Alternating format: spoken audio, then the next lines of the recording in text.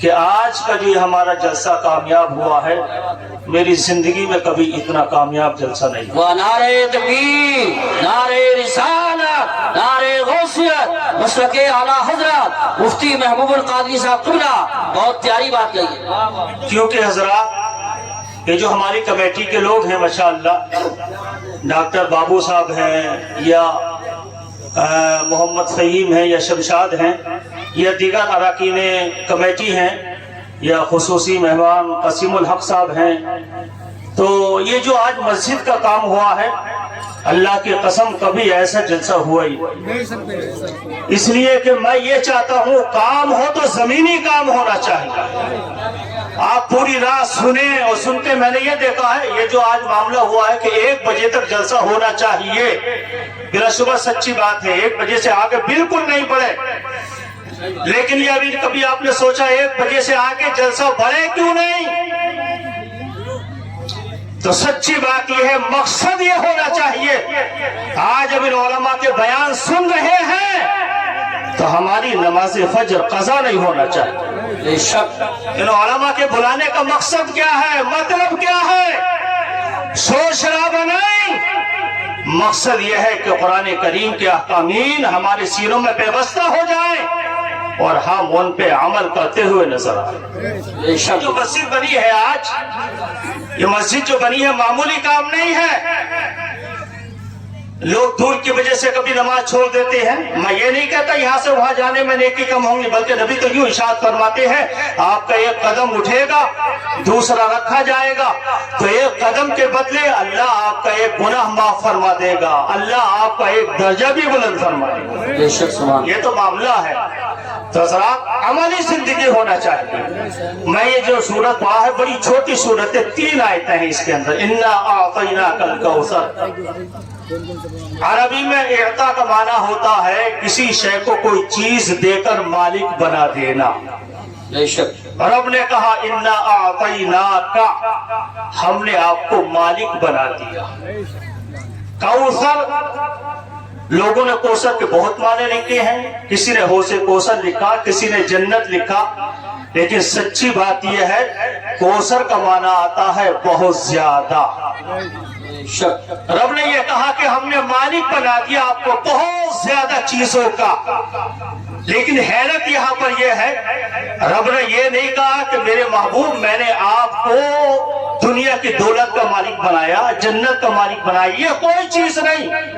رب نے یہ نہیں کہا میں نے علم کا مالک بنا دیا، میں نے علم کا مالک بنا دیا، عفو درگزر کا مالک بنا دیا، یہ نہیں کہا۔ رب یہ کہنا چاہتا ہے میرے محبوب ہم نے آپ کو وہ کوئی چیز ہے ہی نہیں جس کا میں نے تمہیں مالک نہ بنایا ہو۔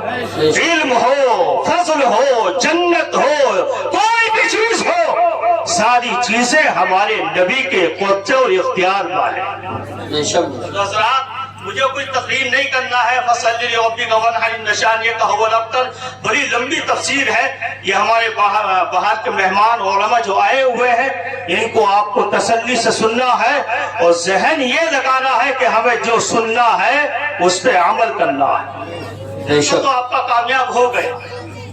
یہ جو مسجد بنی ہے ماشاءاللہ مجھے بڑی خوشی ہوئی، بڑی خوشی ہوئی۔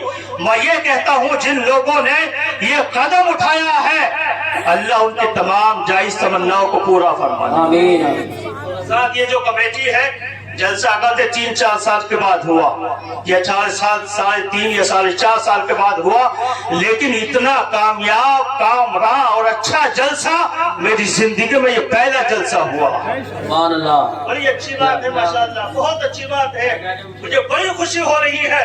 میں یہی چاہتا ہوں زمینی کام ہو ہمارے گاؤں کے اندر، علماء، حفاظ و قرہ کی وہ فہرست ہونا چاہیے کہ ہم حشر میں ہوں تو یہ علماء ہمارے کام میں آ جائیں۔ سبحان اللہ۔ آپ چاہتے ہیں یا نہیں؟ اور حضرات حاجی قسیم الحق صاحب کا اعلان معمولی نہیں ہے، دل چاہیے، جگر چاہیے۔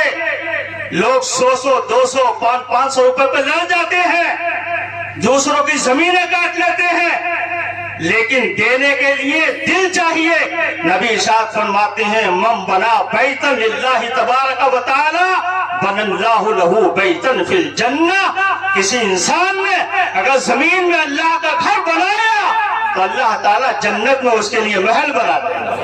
سبحان اللہ، ماشاء اللہ، ماشاء گاؤں اللہ۔ والوں کا کردار، جذبات، ان کے احساسات، عورتوں نے بندے دے دیے 50,000 60,000۔ ہمارے حاجی رئیس کو دیکھ لیجئے، ڈاکٹر عثمان کو دیکھ لیجئے، یا ان لوگوں کو دیکھ لیجئے جو پیسہ اللہ کی راہ میں چلا جائے صدیق اکبر کہتے ہیں وہی اپنا ہوتا ہے۔ بے شک۔